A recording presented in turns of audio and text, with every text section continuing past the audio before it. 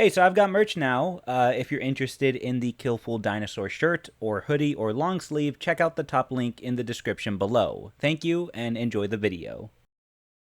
One of the most common suggestions I get these days is Dinotopia. I have gotten so many comments asking me to cover this franchise, especially within the last year. The reason why it's taken me so long to finally get to this series is because of the amount of Dinotopia there actually is. Sure, it may not be the most popular dinosaur franchise out there, but there's a lot actually attached to the Dinotopia name. There's 4 main books, there's 18 shorter books, there's a miniseries and a TV series, there's an animated film, and 4 video games. And when it comes to making videos on topics like these, I like to think of myself as a kind of a completionist. I feel like a video is more complete if all aspects to the given topic is covered, no matter how small it may seem. At least that's how I feel when I'm covering something as fascinating as Dinotopia. Dinotopia started out as a kids novel that featured an array of beautiful illustrations of dinosaurs and their home, along with very cool world building and lore, all presented in the form of a journal by a pair of outsiders that were shipwrecked onto the island, and that write about their experience venturing, exploring, and learning about this uncharted corner of the earth that they eventually call their new home. There's so much to the world of Dinotopia that's presented in the first book alone that I thought it would be best to cover it as its own video, rather than trying to put it all together into one, because that would be insanely long. I don't mind making series out of these kinds of franchises if it means that's the best way to talk about all of the interesting aspects to them. Plus, this could be a good time for anyone who isn't familiar with this franchise to catch up on it so that they can have a chance to experience it themselves before I get to covering it. Because like most of the works I cover here on the channel, Dinotopia is definitely one of those things that's best first experienced on your own. Also, I especially want to be able to have plenty of time to explain how the world works, and while I'm sure the later installments of this series will continue to expand the lore and world building, I think this video will be a great introduction in what to expect from the overall world of Dinotopia, both as a story and as a franchise.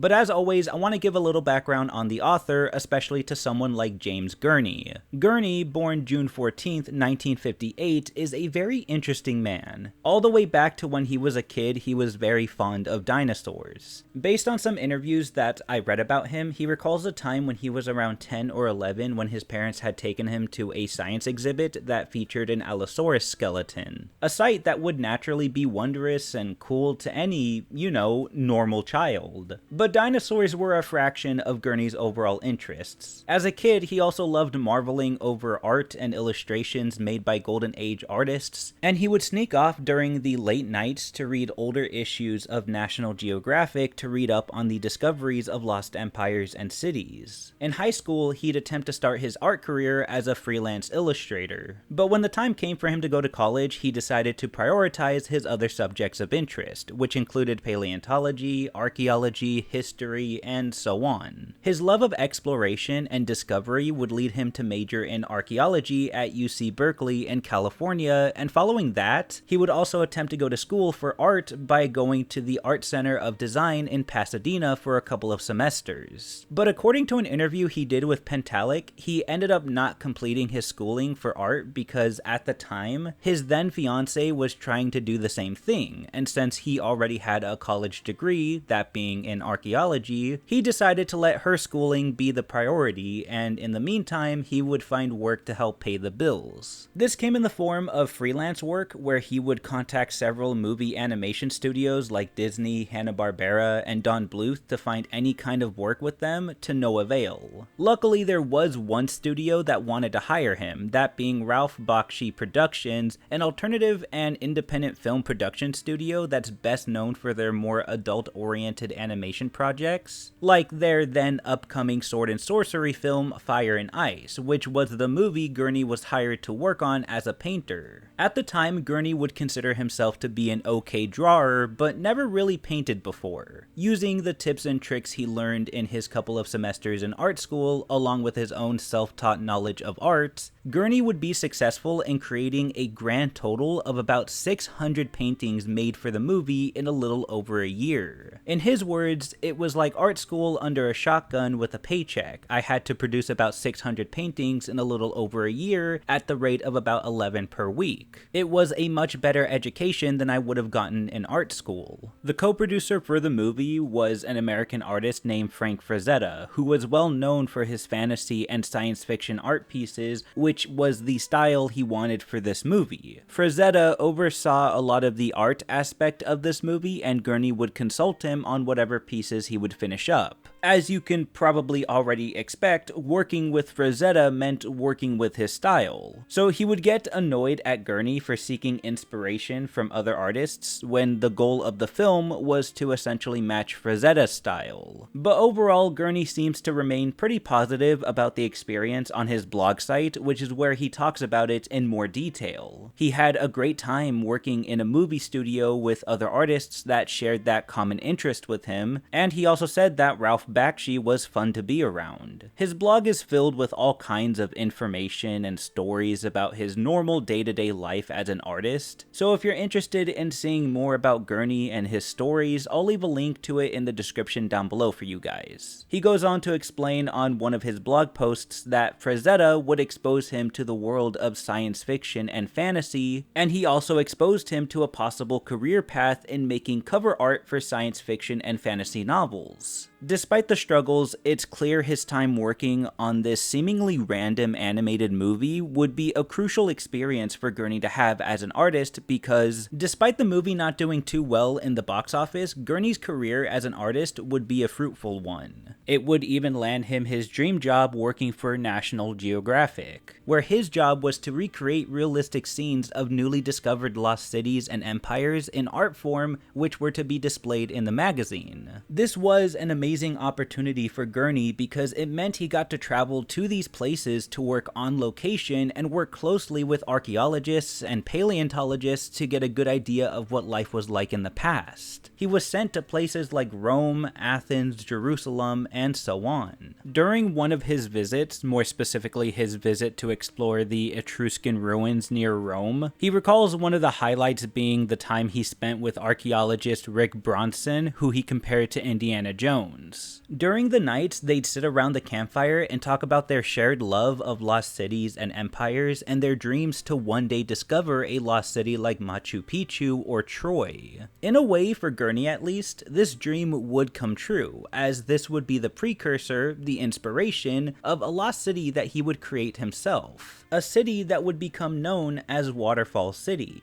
Gurney had stated from interviews that he didn't come to dinosaurs when he first came up with the concept of Dinotopia. Initially, his drive to make Waterfall City came from his interest in lost cities, and when he created this piece along with a few others, he did them under the loose title of Lost Empires. Following Waterfall City, Gurney also made his well-known dinosaur parade painting, which featured a group of dinosaurs and humans celebrating in harmony. From here, the world of Dinotopia would expand from a few portraits of the city to an entire mysterious island full of different settlements and biomes and inhabitants. And he wanted to explore this island as if it was new to him. So he came up with a story about a Victorian explorer who became shipwrecked onto the island and records in a journal everything he sees and learns about it and its history and inhabitants. The concept of dinosaurs and humans coexisting with one another had already been explored a lot in media. Of course, this mainly came in the form of caveman and dinosaurs, so Gurney wanted to do something different, leading him to come up with a story about characters from the 1800s Victorian era being marooned on the island. More specifically, it would take place in the 1860s, and the reason why he chose this point in time was because, in his words,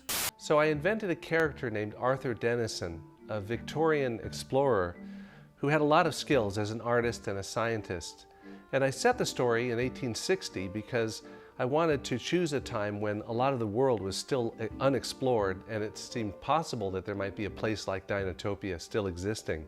And thus, Arthur Denison and his son William are born. And in 1992, he would release his first Dinotopia book, Dinotopia, A Land Apart from Time. There's so much more that could be said about Gurney and his intentions and inspirations as an artist with Dinotopia, but I'll explain more about him as we progress through the video. Right now, I think it's best that we head over to the first book. The book starts with an introduction titled How I Discovered the Sketchbook, which is told from the perspective of Gurney himself. It's a fictional scenario in which Gurney talks about discovering a very unique book completely by chance in a library one day while trying to find books on the spice trade in China. It was titled Dinotopia by Arthur and William Dennison, being the account of our adventures and discoveries on a lost island. And despite being worn and water damaged, the book held detailed illustrations and writings that depicted man and dinosaurs living side by side. Of course, this was hard to believe considering dinosaurs have been gone for several millions of years, making Gurney think that this could just possibly be a fantasy book, or was it? Could this be a fantasy story, or could this be the last documented instance of a lost civilization? With that, Gurney presents what he's read from the book for us to figure that out on our own.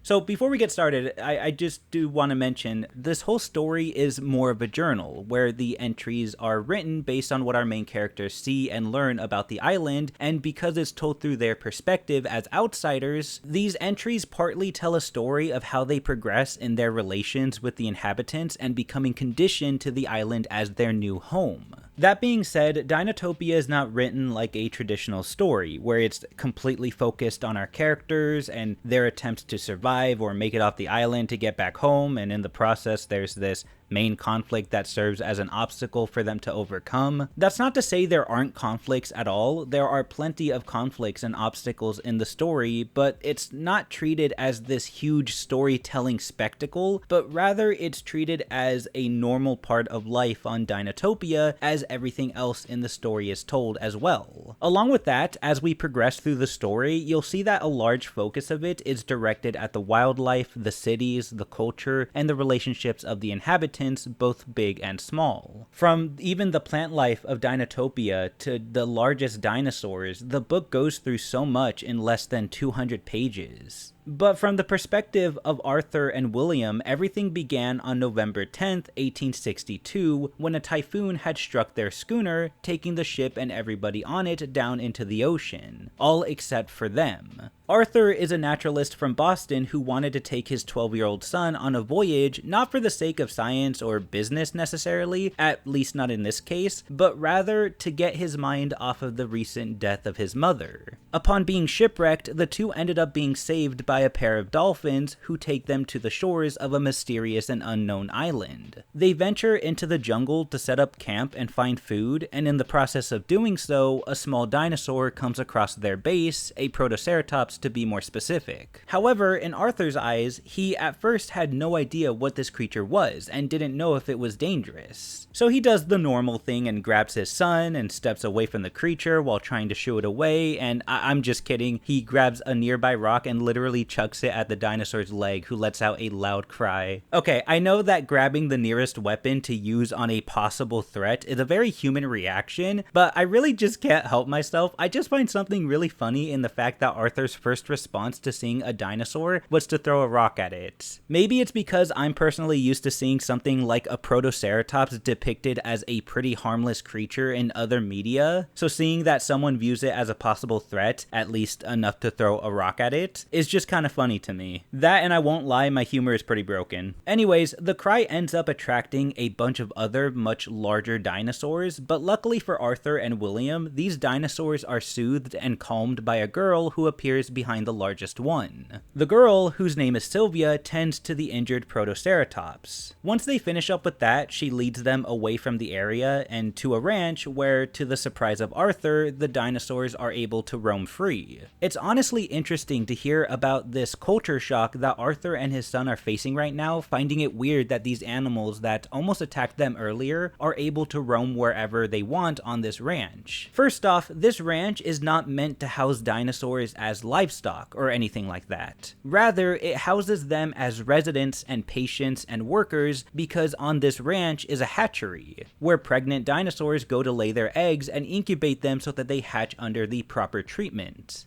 Second off, it's important to know Gurney's intent with how Dinotopia is supposed to work as far as the human and dinosaur relations go. Dinotopia is a paradise where the two groups coexist in harmony, and what he means by that is that the dinosaurs and humans are equals more or less. It's not a scenario where humans necessarily domesticated the dinosaurs. In fact, as we get farther into the story, you'll notice that some instances of the book might offer a completely opposite interpretation of this. You'll know what I mean when we get there, but for now, just know the dinosaurs are treated as civilians to this world just as much as the humans are. In fact, the dinosaurs are very intelligent creatures. While not entirely sapient, they hold many other, more behavioral qualities that make them almost human-like. For example, the dinosaurs are able to speak in different languages, but not really English. Only a select few dinosaur species are actually able to understand and speak English, more specifically some of the ceratopsian dinosaurs. But on Dinotopia, both the humans and the dinosaurs seem to speak in different languages that aren't English. For example, when Arthur and William first meet Sylvia, they aren't able to properly communicate because she speaks in a language native to Dinotopia, but has some sounds in it that are almost familiar to Arthur. But ultimately, it's one that the newcomers aren't able to understand, nor does Sylvia seem to understand or speak English. The dinosaurs have different ways of communicating with each other, but they do also seem to have some kind of language between each other, and the book does explain in some parts that humans are also able to communicate with dinosaurs in specific ways as well, but it kind of varies. As far as the language is described in the book, it's simply said that it's a blend of many.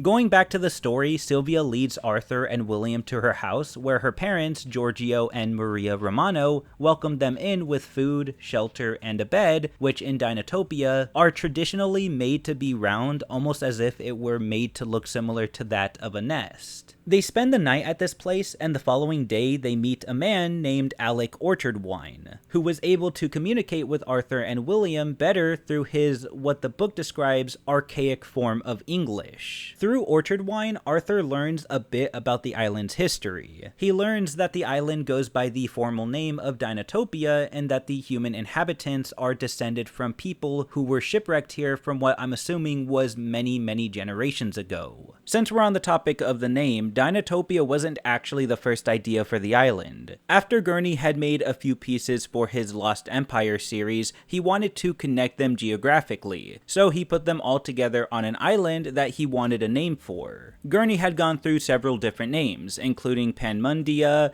Pantopia, Belterra, Sauratopia, and a few others. In the end, he picked the one that made the most sense, the one that was a combination of dinosaur and utopia, which is what he was essentially going for when creating this lost world. Orchardwine continues to explain that the island really belonged to their main residents, the dinosaurs, of which humans were able to befriend and live amongst as time went on. Arthur and William also take time to explore the hatchery, where they learn more about the dinosaurs. For example, they learn that on Dinotopia, dinosaurs only lay one egg at a time, and a total of 2 or 3 in their entire lifetime, which is due to the fact that being hunted by large carnivorous dinosaurs is no longer the norm for them. So they have no need to lay several eggs to ensure that at least a few from that clutch survive past childhood, and it also just serves as a way to keep the population at bay. And because eggs are laid more sparsely at this point, it's treated more as an important event in a dinosaur's life now. One of the things that are common with this book is that there are parts where it's just images and small descriptions of what's happening in said images, because again, this is treated more like a journal rather than an actual storybook. These images and descriptions give us more of an idea of how the world works, like in this beginning segment with the hatchery. We get a full breakdown of the structure and the function of each room. We get an inside look of what goes on, like how the eggs are incubated, what happens after the babies hatch, how the dinosaurs can even serve as caretakers for human children, and so on. During their stay here, Arthur and Will spend time doing odd jobs and helping around with the hatchery, with Will spending a lot of his time with Sylvia, very much taking a liking to her. Arthur also takes this time to tell some of the people here of the advancements in the world outside of the island, which is very foreign to the Dinotopians. They learn of modern inventions, the updated study of Darwin and Huxley, and so on. For those of you that are unfamiliar with Dinotopia, you're probably wondering how if the inhabitants here are able to develop cities and structures as elaborate as the ones we've already seen through Gurney's artwork, then why not just build a boat to get off the island? Well, for one, they've already well established a home here, is the easiest answer for that, along with the fact that, in their perspective, this island is their entire world that provides everything they need in order to live fruitful lives. But even if there were some inhabitants that did know enough about the outside world to want to get off the island, that was a task easier said than done, because the island is surrounded by an impassable coral reef, along with waves and wind systems that make it close to impossible to travel or navigate through, which also explains why it would take somebody a very long time to be able to discover this place, because once they get on the island, they really can't get off. They can't get off to tell their story. So forever, this island remains a mystery to the outside world, at least for now. Of course, Arthur isn't too happy to hear about this and is determined to find a way off the island, but for now, he has to make the best out of the situation. Eventually, their time at the hatchery comes to an end as they're ordered to leave by wagon to Waterfall City, where their next steps of getting settled in Dinotopia will be given to them. Though the only mode of transportation that's heading close to that direction is a dung wagon. So for the next day or so, Arthur and Will travel in this smelly wagon until they reach the outskirts of a city known as Puktuk. The inside of the city is very much active, with the streets filled with dinosaurs and humans roaming about, tending to their day-to-day routines, with both Arthur and Will marveling at the spectacle of it all. They spend the day in the city, wandering around the markets and avenues, experiencing what a normal day looks like in a city of Dinotopia, but eventually they run into another English-speaking outsider named Lee Crab, who had also been shipwrecked and saved by dolphins 9 years prior to this current point in time. Crab is someone who's been actively searching for ways to get off the island, especially since his ideology of how things are ran here is pretty different from everyone else's. See, while everybody on Dinotopia treats the dinosaurs as equals, Crab views it as humans becoming slaves to the animals. Dinotopia, he said slowly. You think the name means utopia for dinosaurs. Wrong. Look it up. It means terrible place. I know. I've seen it. The skinnies are the slaves of the scalies. We're all slaves, hatching their eggs, hauling their dung, or like me, I'm a slagman. Escape? Not today nor tomorrow. You've had your last grog and your last roast mutton, my good friends, my good skinnies. What's interesting about this is that in an interview with Gurney, he had actually mentioned something regarding how the dinosaur-human relations work on the island. And in his words, in a way, the dinosaurs have domesticated the humans rather than vice versa. And you can definitely see essence of that in the story, but at the same time, you can tell that this isn't necessarily the same as humans domesticating animals. Here, the dinosaurs and humans seem to both hold the titles of citizens, and it's not just the humans helping the dinosaurs, but it's more of a mutualism between the two. It's very interesting how it works. In the segment dedicated to him, Arthur had also mentioned Crab had some sort of plan for escape that involved making gunpowder out of dinosaur dung. Where this plan of his is going is a bit of a mystery because it's not brought up again in this book, but it's clear him being on this island for so many years and his negative view towards it has made him desperate, it seems. Despite his disdain for the idea of Dinotopia, he offers a ride to Arthur and William to another city called Volcanium, which is on the way to Waterfall City after hearing about their story and their journey. And Arthur accepts only due to the fact that Crab shares the same desire for wanting to get off the island. When they reach this other town, they stop at a metal shop where they meet Tok Timbu, a metal craftsman and artisan of which Arthur is very impressed by. And Tok is equally impressed with his sketches of the workshops they have back at home. They get to talking, and this is where Arthur finds out through Tok that Crab had attempted to escape Dinotopia many times to no avail. Despite this, the Dinotopians have tried to make Crab feel at home and needed, but Tok is convinced Crab will never be able to call this island his home. Arthur also learns about the famous saying that's commonly exchanged amongst the people here, breathe deep, seek peace. the first part of which originates from the dolphins, as they are able to reach deep parts of the ocean with large breaths of air, and the second part of the saying originating from the dinosaurs, which is simply explained as quote-unquote a reference shrouded in the mists of their history. Along with that, they also learned they're expected at Waterfall City soon to be welcomed. This message was delivered to them by a Skyback's rider, which are people that are able to ride on the backs of pterosaurs, something that Will becomes very interested in. Throughout the story, Will has just been interested in everything, and unlike his father, who's hoping to find a way off the island eventually, Will seems to have not only accepted their future with the island, but seems more than okay with it to the point where he wants to partake in their cultures and learn how to do things amongst the Dinotopians, including becoming a Skyback's rider. However, he's told to become a rider, it takes a lot of schooling and learning. He has to go through a specific process, all of which will take him to a place called Canyon City. And on top of all of that, should he manage to do all of this, he would be the first dolphinback to become a rider. Dolphinbacks, as you can probably already tell, is what the outsiders are called that have been saved from the dolphins out at sea after being shipwrecked. Arthur and Will decide to continue their journey to Waterfall City, but agree to have a guide lead the way. This is where we meet Bix, the protoceratops that Arthur threw a rock at in the beginning of the book. To be precise, her name is Bix, of the species Protoceratops multilinguus, and ambassador and translator, one of the few dinosaurs who can speak human languages. She remembered me and said, "Breathe deep, seek peace, Arthur Dennison. No rocks, I hope."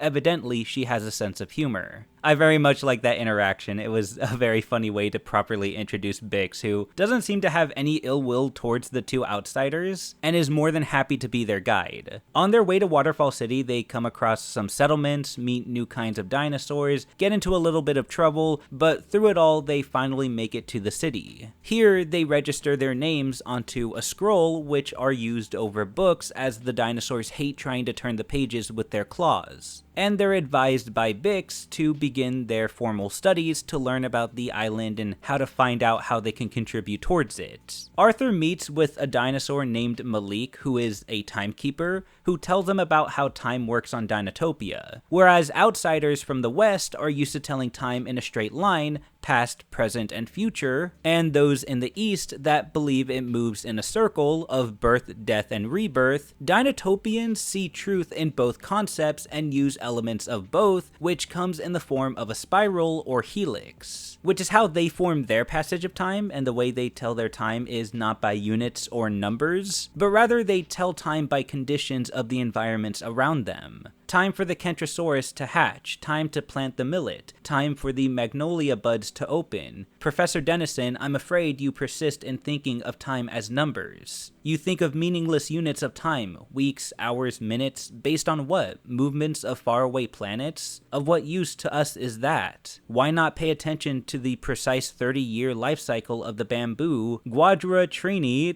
I think is how you say that, or the exactly repeated mitotic cycle of the paramecium? The whole Earth has a heartbeat. Along with telling time, Arthur also learns more about the culture of the dinosaurs and the humans of Waterfall City. He learns about the dinosaurs' alphabet footprint system, each letter being a different position of each footprint that the dinosaurs are able to write out in a sandbox, where it can easily be erased and rewritten on. As a result of this system, three-toed dinosaurs are the ones that write out the message in the sand. So basically, for the dinosaurs of Dinotopia, if they want to write something out for the other dinosaurs to read, the sandbox is their paper and the three-toed dinosaur is essentially their pen or pencil. There's a lot more information that Arthur writes about in his journal regarding how things work in Dinotopia, and it's all very interesting, but for the sake of brevity, I'm going to move on. At this point, Arthur had been writing regularly in his journal about his time in Dinotopia so far, which makes sense since there's a lot to cover and every day he's learning something new about it. But for a while, entries become sporadic, and Arthur doesn't write in his journal as they spend the next year and a half working and studying in Waterfall City, which takes up much of his time away from writing in it. But eventually, he returns to record his next venture in Dinotopia. After spending some time in Waterfall City, Will finally finishes his studies days, and him and his father are to accompany the ornithomimid family they've been living with to an annual habitat conference near another settlement known as Tree Town. Bix tags along as their guide and warns them of some of the dangers they'll meet along the way. In order to get to Tree Town, they have to pass a region called the Rainy Basin, a large forested area that houses Tyrannosaurus Rex. Arthur and Will are nervous about this journey as they explain to Bix that they are not warriors and they have no weapons, but Bix assures them that they need no weapons for this journey, and the story actually has a very interesting way of looking at how the Tyrannosaurs are on this island. To at least most of the Dinotopians, the Tyrannosaurs are not evil, and they're able to communicate with them actually. As Bix explains, the Tyrannosaurs are simply animals that are hungry by nature, and are rogues simply because they have no desire to be a part of the Dinotopia society. There have actually been carnivores seen throughout the story like Deinonychus and Ceratosaurus that are a part of the Dinotopia civilization, but the Tyrannosaurs are treated as creatures that prefer to remain on their own in the wild. That being said, they are still dangerous, but will not bother their crew if not necessary. And if they are hungry enough to attack, they've packed fish to give the Tyrannosaurs in exchange to pass by their area peacefully. And that's exactly what ends up happening. They run into a couple of Tyrannosaurs, but Bix is able to talk to and make a deal with them. They spend the next several days traveling through the Rainy Basin before arriving at their first destination, a temple ruin at the base of the Backbone Mountain where the conference is taking place. Here, they meet an elder Triceratops named Brokhorn who introduces the habitat partners, which are pairings of a human and a dinosaur that represents their biological faction of the island, and the annual meetings are meant to update the group on the conditions of their region and discuss how they can further improve on said conditions should they need the advice. These factions include aerial, forest, alpine, desert, freshwater, savanna, and beaches and bay. Once the conference ends, they stop at a settlement near Tree Town, which they stay for some time. Here, Arthur meets more people and dinosaurs and writes about how Will excitedly found out that Sylvia was also staying here too. Arthur also takes time to study some of the flora of the region as well as the dinosaurs, which seem to be primarily made up of brachiosauruses, how they communicate through musical notes, partake in various activities with the humans, and so on. The kids in Tree Town also practice in dinosaur training to participate in an event called the Dinosaur Olympics, an event that's seen as a big deal in the area as even the elder dinosaurs from the temple ruins are present to view it. The main challenge of the event is called the ring riding event, which requires two riders, a female who steers the dinosaur, in this case an older depiction of Dinochirus, and a male in the back who's meant to catch the rings of their specific color with a pole. Will and Sylvia, not surprisingly, are paired together for this event, and spend days practicing with their mount, and on the day of the event, they actually manage to catch the most rings and come in first place, which is seen as a very impressive feat for the kids to be able to accomplish, being able to work together and their dinosaurs to participate in this event. It's impressive enough for the elder dinosaurs to be convinced that they are ready to become a habitat partner of the earth, the sky, or the sea.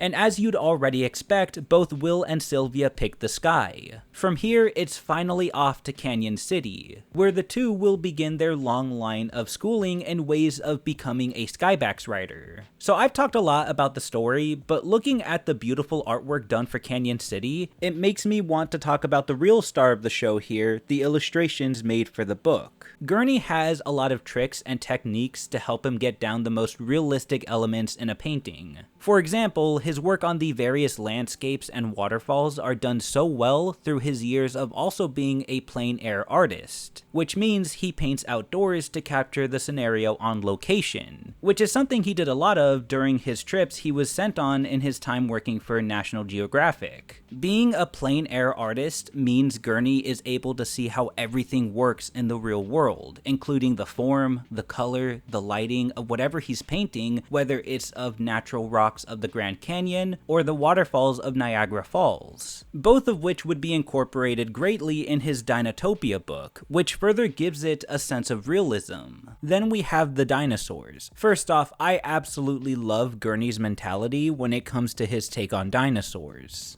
The thing I love about dinosaurs is that they're on that balance point between fantasy and reality. It might be hard to believe that mermaids and dragons really existed, but we know dinosaurs did. We can see their footprints and we can see their skeletons, and yet we can't really photograph them or see them except in our imagination. And I love anything that's on that balance point between some impossible thing, or something we've never seen, and then something that's painted realistically so we can almost believe it's really there. In the past, Gurney has chatted with paleontologists about how dinosaurs should be depicted, which was also during his time working at Nat Geo, to deliver in providing the best and most realistic art possible. These discussions and techniques would stick with him when he got around to making Dinotopia, but in order to really get the form, colors, and lighting right for the dinosaurs, he would build physical models of said dinosaurs primarily with oven-baked clay and place them in a specific position so that when he sketches and ultimately paints them, he gets the best reference for lighting and shadow placements for the dinosaurs. And as far as how the dinosaurs look, Gurney has said that scientific accuracy is important to him, and he's done his best to keep up to date with contemporary science to make his dinosaurs look as realistic as possible. This is especially seen later on in the series in, I believe, the 4th book, The Journey to Chandara, which was released sometime around or after a time when more and more discoveries on feathered dinosaurs were being made. He goes to museums and reads scientific journals to sketch from fossils, as it gives him the best possible references for making his dinosaurs. But of course, this is still Dinotopia we're talking about here, a fictional fantasy world that Gurney still took some creative liberties for. This mainly includes how the dinosaurs behave and interact with humans. They've mastered levels of intelligence, communication, and behavior that's almost matched with that of the humans in the world as well. But I digress, I kind of forgot that we were talking about the art here. For the human characters, he does the same thing, but instead of clay models, he gets his best references from actual people. The cheapest models being himself, his children, and his friends and neighbors. Part of the process for getting realism was getting believable people. Sometimes that meant putting on a costume myself, posing in a mirror, and doing a charcoal study for a final painting. Other times I would find the right costume and stand out in the driveway and then use the self-timer on the camera to take reference photos. But if I needed a lot of different types of characters or kids or different people, I would have neighbors and friends come by the house and pose in the backyard, and we'd take photos of a lot of different people in groupings and then use those photos as reference for doing the final paintings.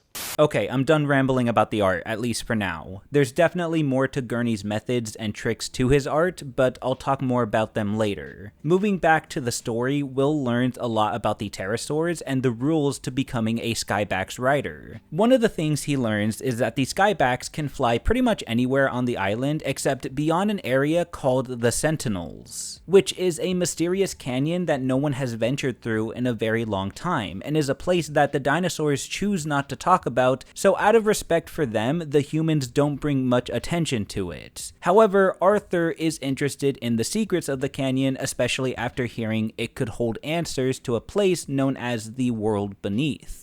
Throughout the book, this place has been referenced by several characters and is described as a sort of underground system that holds many mysteries and secrets regarding the dinosaurs. While nobody had ventured through this canyon in a long time, mainly out of respect for the dinosaurs, Arthur makes the argument that he wants to go explore it for the sake of science. While not completely on board with the idea, they realize it's hard to argue with that and decide not to object if he chose to go, but that he would be on his own. Sylvia and even Will are not entirely sure of this trip that Arthur wants to take. However, Will decides to accompany his father partway through it. They travel through the Sentinels and discover all kinds of early stone artwork and structures of the dinosaurs, and soon they reach a massive hole into the earth, an entrance point to the elusive world beneath that Arthur intends to explore. From here, Will turns back and offers to take his father's journal and keep up to date with it. Arthur tells Will that he'll see him in a few weeks, and with that, the two part ways. In the next journal entry, it's written in the perspective of Will, who talks about his hard training with the Quetzalcoatlus Cirrus, who is very independent and refuses to be controlled until Will earns their respect. In order to do that, he has to show them that he's for the skies and not tied down to the earth. One way Skybacks riders earn this is by making a climb to an old building called the Tent Pole of the Sky, a trip that's been made by many other Skybacks riders, but if Will made the trip, he would be the first dolphin back. So he decides to make the climb with Sylvia accompanying him just in case. As they make the climb to the snow-capped mountain, they run into some of the inhabitants of the region, which is primarily made up of Cenozoic mammalians. Despite the struggles of the tricky boulders and cold temperatures, they finish their goal by reaching the tent pole of the sky at the summit. The host of the building, Levka Gambo, welcomes the two and houses them for the coming days. Here, Will learns more about the world beneath after seeing a map of it, which shows a system of underground caves, and upon hearing about his father's journey, Gambo tells Will, "You will find your father again, but neither of you will be the same. Each person who arrives in Dinotopia becomes reborn, and the birth is different for each individual. Your father will be born of the earth. You and Sylvia will be born of the sky." After some time here at the summit, their stay would soon come to an end, and a sky galley would arrive to bring them to level ground as close to home as it could take them. However, things take a turn when the sky galley ends up hitting tough winds and cloudy skies, causing the pilots to lose control, which leads to an eventual crash landing that was softened enough by the fieldy ground and balloon to not cause harm to anyone. But their mode of transportation was completely wrecked. Luckily, they've landed not far from the capital of Dinotopia, Sauropolis, where they make their next stop and are greeted by an official of the city that tells them that his father Arthur and Bix were present at the capital but had just left a few days ago back to Waterfall City. What was surprising about this is that his father had arrived by sea in a strange new vessel, a mini submarine of some kind, a machine that Arthur had apparently put together with the help of Bix. Eager to see his father again, a request to be retrieved by their Skybaxes is sent, and in the meantime, they join in on the festivities of the parade that is currently going on in the capital that's honoring children and hatchlings. And it's here we finally get to see one of the most well-known pieces attached to this series, one of the first ones Gurney made for Dinotopia. After a while, Will and Sylvia's Skybaxes finally arrive, and given both of them completed their task of climbing to the summit of the mountain and reaching the tent pole of the sky building, they've finally earned the respect and permission of their Skybaxes, meaning they're now officially Skybax riders. They ride their pterosaurs to Waterfall City, and there they finally meet up with Bix and Arthur. While he doesn't say much about the world beneath now, Arthur tells Will that he's seen many wonders and discoveries down there. There's been information here and there about the world beneath throughout the book, but at one point, Bix had explained to Will that it was a system of caves that the dinosaurs had used as a refuge during their extinction event all those millions of years ago. When the skies had turned black and the surface had become uninhabitable, they had collected all of the necessary resources they needed to survive and retreated to the caves where they lived until the skies cleared up. When the skies did eventually clear up, they resurfaced from the caves, and for several millions of years, this island remained their sanctuary. The Sentinels are one of the places where the entrance to the world beneath is, and where dinosaurs choose to go when they die, because to them, it feels like they're returning to their roots. As far as the world beneath goes, this is the extent that's explained in the first book, but the discoveries that Arthur made down there will eventually be explored further as we continue the series. From here, Arthur takes over the journal once again. In the final segment of the book, he talks about how proud he is to see his son turn from a boy to a young man, how as richly rewarding as their old lives were, he's content with his new life here on Dinotopia, given the many new wonders and adventures it will offer for years to come, and how there's a lot of work to be done in studying and documenting the world beneath, and that he cannot start soon enough.